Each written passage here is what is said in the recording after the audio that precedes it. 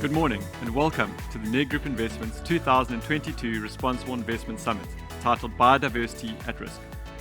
My name is David Levinson and I will be your host for today. We have been somewhat overwhelmed with your response to our responsible investment events over the past couple of years, and today is no different. We have people joining us from Africa, the UK, Europe, I think we can talk about those separately now, Asia, the Far East, and do please spare a thought for my mum and dad as they stick the kettle on over in New York at what must be around 2 or 3 o'clock in the morning. I think your interest in our event is testament to the wonderful lineup of guests we have for today, from an investment bank in Canary Wharf all the way to the front lines of conservation in the Bulele Nature Reserve, near the Kruger National Park. I wasn't quite sure where to start today, and then came across an advert that our Nedbank colleagues put together which said that growth is meaningless if today's profits create tomorrow's environmental losses. And I think this will be a central feature of today. We're not encouraging or at least discouraging economic growth, but rather the type of growth that ensures social equity without negatively impacting the planet and the plants and animals that we share it with. Johan Rockstrom and his colleagues at the Stockholm Resilience Centre have been studying what they believe to be the 9 critical planetary boundaries. I won't go into each separately, but this provides a visual representation of how critical biodiversity loss has become. We are now operating outside of the safe space, that inner green ring, where scientists can no longer predict with any degree of certainty how biodiversity, nitrogen, and climate systems may behave. Many believe we have exited the Holocene, which the planet has been in for the past 12,000 years, and have entered what is known as the Anthropocene, which is an era where humans and human-led behavior is having the single greatest say on how the Earth's systems are functioning. Most stunningly from this map is the deterioration in wild animal populations across Africa and South America over the course of the past 70 years, down a staggering 65 and 94% respectively. The Holocene refers to the link between humanity and the planet, and the phenomenon of man-made climate change and biodiversity loss, at least, are no longer mutually exclusive. The link between the two is becoming increasingly clear. Research by the United Nations suggests that 4% of mammals would lose half their habitat were the world to warm by 1.5 degrees Celsius above pre-industrial levels. And for those that dialed into COP26 will remember the catchphrase, keep 1.5 alive. And should we warm by 4.5 degrees, well, that would mean 41% of mammals losing their habitat. So quite stunning numbers there. The asset management industry has some way to go, and by our own admission, so do we at Nedgroup Investments. If we rewind to the beginning of last year, we had highlighted climate change, human rights, and people diversity as our 3 sustainability focus areas for the decade ahead. And only once we had engaged a number of our stakeholders, and I dusted off my old university textbooks, did we realize the dire state of biodiversity and the urgency of it. We truly are standing at a crossroads. I imagine many of you are asking the question at this point, what is biodiversity and how do we define it? I think in simple terms, it is the biological variety and variability of life on Earth. But of course, who better to explain than Sir David himself?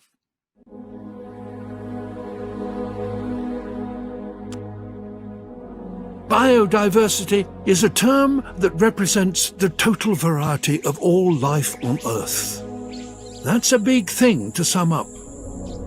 Thousands of different wild habitats, millions of different species, billions of different individuals, and the trillions of different characteristics they all have. The total biodiversity of our planet is immense, which is a good thing, because the more biodiversity, the more secure all life on Earth is, including ourselves. Only when life is at its most varied, vigorous, biodiverse, can we hope to thrive. We may not know it, but we need towering forests across 1/3 of the land surface to lock away carbon and keep the climate stable. We need millions of pollinators and billions of soil organisms and megatons of plankton to keep the food we eat in supply. We need strange plants deep in jungles to create our medicines, and coral reefs and mangrove swamps to protect the coasts we depend upon. Our planet's biodiversity provides all the things we need for free. But it will only do so if there's lots of it, and at the moment it's under attack. In the last 50 years, our activities have dramatically reduced biodiversity across the globe.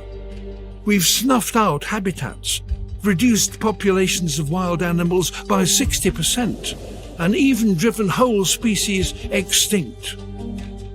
The number of lions in Africa has dropped by 65%. The number of individual flying insects in Europe has dropped by 75%.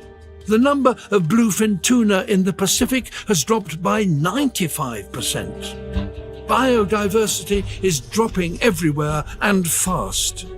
This is catastrophic for nature and therefore ourselves. We talk about climate change a lot, but biodiversity loss is as important an issue. How do we stop this loss of life? How do we ensure that biodiversity, our planet's vital statistic, begins to increase again? In fact, we already know exactly what to do.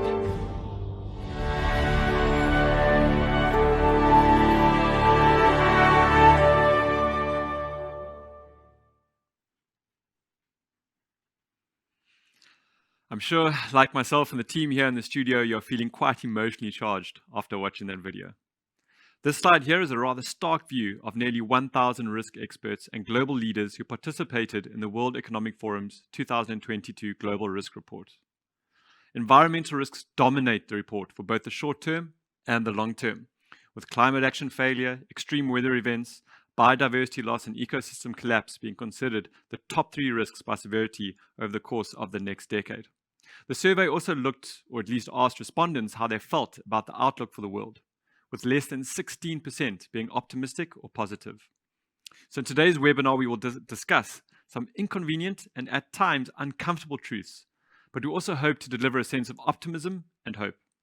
By the way that we behave as individuals, or collectively as investors for that matter, we can have a material say on how the world is able to stop and even reverse some of the environmental degradation that has taken place.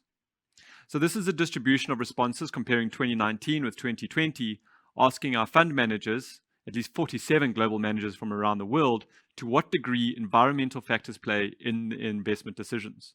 Although not perfect, it does suggest a positive trend, that they are now having a fair amount to major and even a key determining influence, at least in some cases. So at our global summit last September, my colleagues asked the audience the question, which investment themes interested them the most? Sustainable investing, although quite a broad term, was second only to big data and artificial intelligence, coming in ahead of the likes of healthcare, e-commerce, and even blockchain.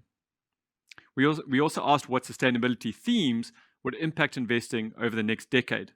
And I think the results are quite clear regarding the appetite for climate and energy transition strategies. So here is a word cloud from our responsible investment report, where we asked these 47 global asset managers to identify their key areas for risk and opportunity regarding biodiversity. And a lot of today's session has been informed by the findings of our research. So regarding deforestation, we have Tracy Vessels and Dwan Rutman from SAPI discussing how a forestry company manages their biodiversity, as well as Oliver Withers from Credit Suisse, a global bank that has identified deforestation and global food production as major areas for materiality in their efforts towards net positive biodiversity. Agriculture is the largest consumer of the world's freshwater resources, and more than 1/4 of the energy used globally is expended on food production and supply. So food production is, of course, not limited to land. Aquaculture is a fast-growing industry as the world looks to meet its protein needs. We will be joined later by my daughter Kamalo of Sea Harvest, who will chat with us about how a global fishing company plays its role in the health of our oceans, and at least the development of the broader ocean economy for that matter. I'd like to end off my introduction with a wonderful quote by Arthur C. Clarke, the famous writer and futurist, for those that are familiar with Arthur. How inappropriate to call this planet Earth when it is quite clearly ocean.